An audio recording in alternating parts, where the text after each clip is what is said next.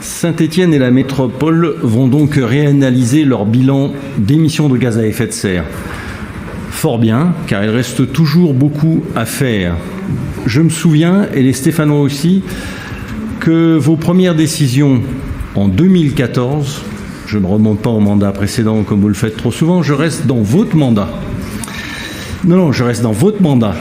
Alors, vos premières décisions en 2014 furent de remettre en cause la piste cyclable de la rue Bergson et que la région d'ailleurs s'apprêtait à financer. Les fonds étaient déjà attribués. Mais surtout, vous avez décidé d'ouvrir le centre-ville aux voitures quand d'autres fermaient leur centre-ville. Mais n'oublions pas que vous avez commencé aussi par verbaliser les piétons plutôt que les automobilistes.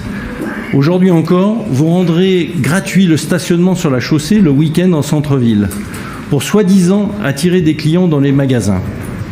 En fait, il n'en est rien. Les riverains et les commerçants se garent sur ces places gratuites sur la chaussée en supprimant autant de places pour les visiteurs.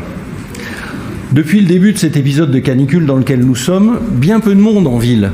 C'est peut-être logique étant donné le manque d'ombre et le manque de fraîcheur dans la ville. Depuis une quinzaine de jours, les alertes pollution de l'air à Saint-Étienne s'enchaînent à un rythme effréné. Les avez-vous vus ? Sans doute non, car en dehors de celles et ceux qui regardent les cartes vraiment précisément, personne n'en parle. Pourtant, tous les jours, la carte de pollution de l'air à Saint-Étienne affiche un rouge écarlate. À certains moments, on peut avoir de vagues annonces sur des panneaux lumineux, comme par exemple sur l'autoroute, annonces nous demandant de rouler à moins de 20 km/h. Pourtant, avec la canicule qui s'aggrave, les journées étouffantes s'enchaînent. Que faudrait-il faire ? Sans doute informer d'abord les personnes concernées, celles et ceux qui vivent dans cet air irrespirable. À chacun de faire ce qu'il peut. Certains continuent de choisir la marche à pied, d'autres le choisissent alors qu'ils n'allaient pas à pied. Il y a le vélo, il y a le covoiturage. Le principe est évidemment d'éviter de prendre sa voiture chaque fois qu'on le peut. La métropole pourrait aussi décider de rendre les transports gratuits à chaque épisode de pollution atmosphérique. Pour l'instant, rien n'est fait. Il va aussi falloir se poser la question d'accélérer de manière très importante l'isolation thermique des logements pour que Saint-Étienne reste vivable l'été. Un récent classement a placé Saint-Étienne dans les 10 villes où il fait le plus chaud. Et ça, c'est bien à cause des rejets de gaz à effet de serre.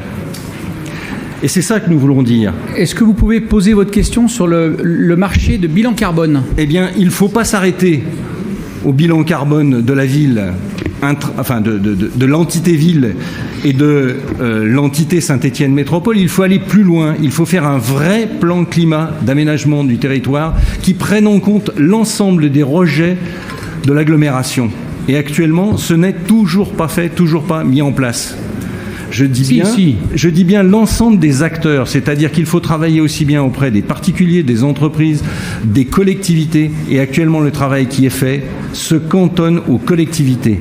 Ce n'est pas la plantation de 3 arbres dans un coin d'un parc déjà existant qui ramène de la fraîcheur en centre-ville. Merci.